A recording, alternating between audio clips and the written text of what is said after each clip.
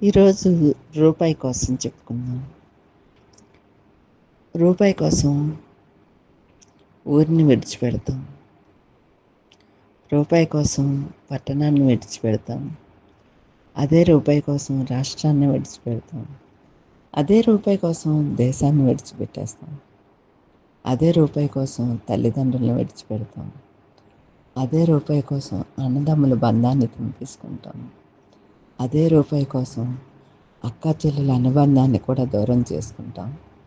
అదే రూపాయి కోసం చుట్టాలని దూరం పెడతాం. అదే రూపాయి కోసం స్నేహితుల్ని దూరం చేసుకుంటాం.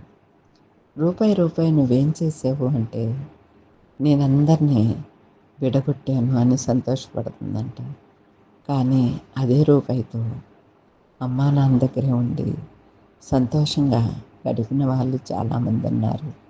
అదే రూపాయితో ఆ ఊళ్ళోనే ఉండి ఆనందంగా పొలం పనులు చేసుకుని జీవించేవారు చాలామంది ఉన్నారు.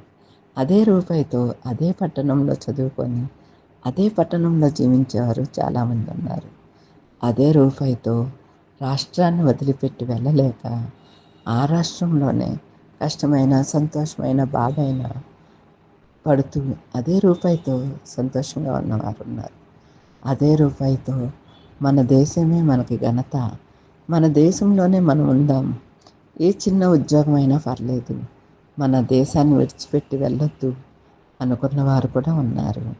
ఈ రూపాయి మనల్ని ఏం చేస్తుంది అంటే మనల్ని ఎంత దూరమైనా నడిపిస్తుంది, ఎంత దూరమైనా తీసుకెళ్ళిపోతుంది. రూపాయికి చాలా వాల్యూ ఉంది.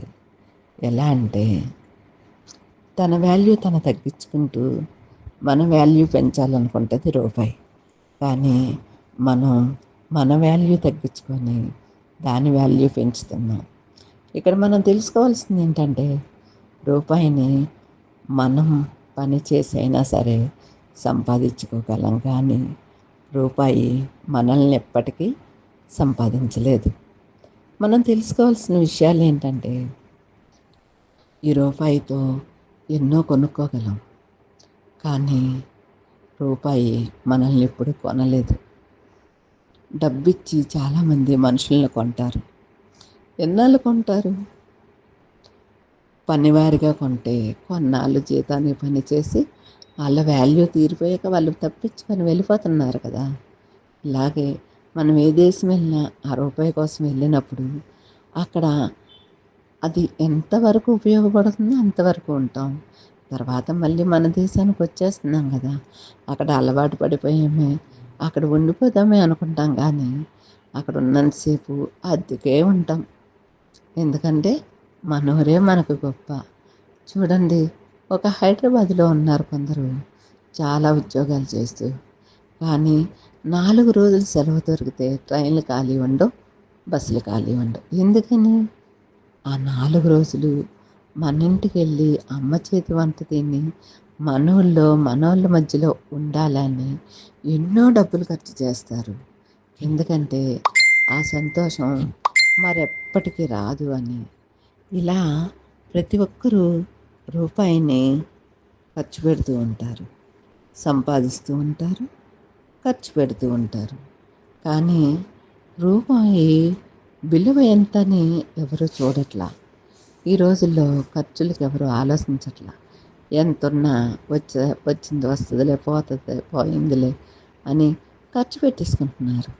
కానీ రూపాయి మనల్ని ఖర్చు పెట్టగలదా ఎక్కడైనా? ఎప్పుడైనా ఎక్కడైనా చూసారా మీరు రూపాయి మనల్ని ఖర్చు పెట్టినట్టు? మనం రూపాయిని ఖర్చు పెడుతున్నాం, మనం రూపాయిని సంపాదిస్తున్నాం. ఆ రూపాయికి మనం బలి అవ్వకూడదు, ఆ రూపాయికి మనం బానిస అవ్వకూడదు.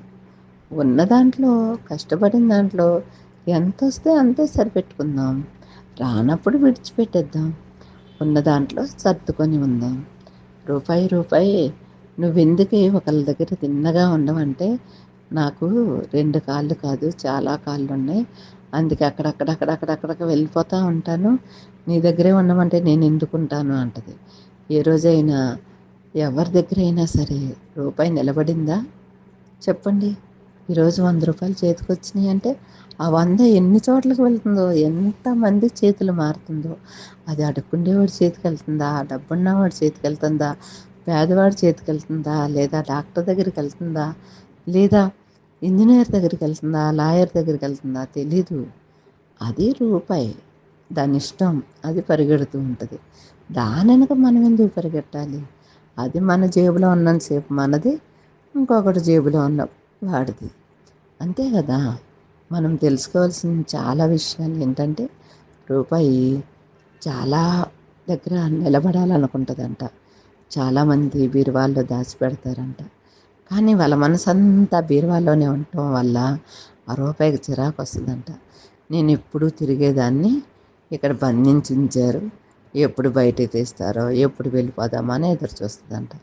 ఒకరోజు వస్తదంట, వాళ్ళు ఏ బంగారమో కొనుక్కోటానికి ఆ రూపాయిని తీసుకెళ్ళి బంగారపు కొట్లో ఇచ్చేస్తారంట. హమ్మయ్య! నాకు విడుదల కలిగింది. ఇయాల నుంచి నేను స్వేచ్ఛగా తిరగొచ్చు అని ఆ రూపాయి అనుకుంటదంట. కానీ దాచుకున్న వాళ్ళేమనుకుంటారు? అబ్బో! మేము దాచిపెట్టేసుకున్నాం, మా దగ్గర ఉండిపోయినాయి అనుకుంటారు. కానీ ఆ రూపాయికి చిరాకొస్తుందనమాట. నేను ఉండలేక ఇక్కడ సస్తుంటే వీళ్ళు నన్ను దాచిపెట్టానని గొప్ప చెప్పుకుంటున్నారని. అంటే మనం ఎంత దాచినా దాగనిది ఏంటంటే రూపాయి. మనం అర్థం చేసుకోవాల్సింది ఏంటంటే, ఈ రూపాయిని ఎవరూ దాచిపెట్టలేరు. ఒకవేళ దాన్ని దొంగ నోటుగా ముద్రించినా ఎవరో ఒకరు పట్టేసుకుంటారు. ఎంతకాలం దాచిపెట్టగలరు రూపాయిని? ఎంతమంది ఈ దేశంలో ఎన్ని నోట్లు కట్టలు కట్టలు దాచినా ఒకరోజు ఉపయోగించాలిగా. ఎవరూ ఉపయోగించకపోతే చెదపురుగులు తింటాయి. ఆ చెదలు తింటాక కూడా వాటికి కూడా ఇష్టమే కదా దాన్ని ఖర్చు పెట్టడం. అది మనం రూపాయిని సంపాదించేది ఖర్చు పెట్టడం కోసమే. ఆ రూపాయి వెనక మీరు వెళ్ళొద్దు. రూపాయిని మీ వెనక తిప్పుకోండి. మీ వైపు వచ్చేలాగా చూసుకోండి. అంటే మీరు కష్టపడినప్పుడల్లా ఆ రూపాయి మీ చేతికి వస్తూ ఉంటుంది. మీరు హ్యాపీగా దాన్ని వేరే చేతికి పంపిస్తూ ఉండొచ్చు. బాగుంది కదా!